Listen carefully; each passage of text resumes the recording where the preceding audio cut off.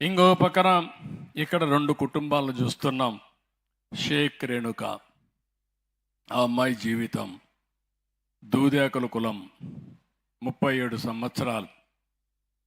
భర్త హార్ట్ అటాక్తో చనిపోయాడు. ఇప్పుడే చెప్తా ఉంటే బాధేస్తుంది. నిద్రపోతూ ఉంటే ఈవిడ పిల్లల పక్కన పడుకొని ఉంటే నిద్రలేసి చూస్తే భర్త హార్ట్ అటాక్ వచ్చి రాత్రి చనిపోయే పరిస్థితికి వచ్చాడు. అంటే జీవితం ఒక్కొక్కసారి క్షణికం, మనకు తెలియదు. బాగున్నప్పుడు పరిగెత్తాం, మొండికేస్తే ఏమవుతుందో ఉదాహరణ. కానీ ఆవిడని చూస్తే కొడుకు కూడా ఇదే మరిగా ఏదైతే ఉన్నాడో అతన్ని నేను చూస్తున్నా. కొడుకు కూడా తల్లికి అండగా ఉండాలని చెప్పి పనిచేయడానికి సిద్ధపడుతూ పనిచేస్తున్నాడు.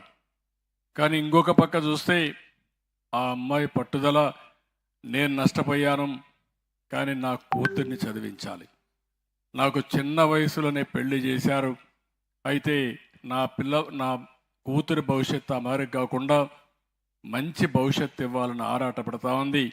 తప్పకుండా ఆ అమ్మాయి కూతుర్ని చదివించే బాధ్యత ఈ ప్రభుత్వం తీసుకుంటామని చెప్పి కూడా నేను మీకు తెలియజేస్తున్నా. ఆవిడకి కూడా ఇంటి జాగా 1 సెంట్ ఉంది, ఇల్లు కట్టించమని చెప్పి కోరింది. ఇమ్మీడియట్గా ఇల్లు కూడా శాంక్షన్ చేస్తామని చెప్పి ఈ సభ ద్వారా మీకు అందరికీ తెలియజేస్తున్నాను. ఇంకొక పక్కన శ్రీకాకుళం రాజ్యం, ఆవిడని చూస్తే 30 సంవత్సరాల కంటే ముందు భర్త చనిపోయాడు. 3 పిల్లలు, 3 పిల్లలు కూడా ఆడపిల్లలు.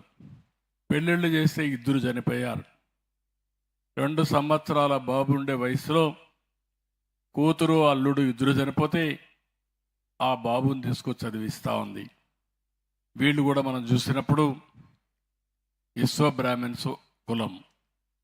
కానీ ఆవిడకి పట్టుదల, నా మనవడిని పూజారి చేయాలని ఇక్కడి నుంచి తెనాలికి పంపించి ట్రైనింగ్ ఇప్పిస్తూ ఉంది. అంటే ఒక్కొక్కసారి జీవితంలో ఎలాంటి నిర్ణయాలు తీసుకుంటారో ఒక ఉదాహరణ. ఈరోజు అలాంటి నిర్ణయం తీసుకుని ఆవిడ కోరేది, నాకు కూడా ఇల్లు లేదు, ఇంటి జాగా ఇప్పించి ఇల్లు కట్టించమని చెప్పి కోరారు. తప్పకుండా ఇల్లు కట్టించే బాధ్యత ఈ ప్రభుత్వం తీసుకుంటాం. 4 కూడా ఇల్లు శాంక్షన్ చేస్తామని చెప్పి మీకు తెలియజేస్తున్నా. ఇప్పుడు ఇది చూసినప్పుడు మీకు అనిపిస్తుంది, ఈరోజు నేను ఇక్కడికి వచ్చింది పేదల సేవలో అని ఒక ప్రోగ్రాం పెట్టాను. రేపు జనవరి 1, ఈరోజు డిసెంబర్ 31. ఇది మామూలుగా జనవరి 1 పెన్షన్ ఇవ్వాలంటే ఆ రోజు హాలిడే అయినా ముఖ్యమైన రోజు ఉంటే జనవరి 2వ తారీఖు ఇస్తామనుకుంటారు. నేను ఆ విధంగా ఆలోచించలా.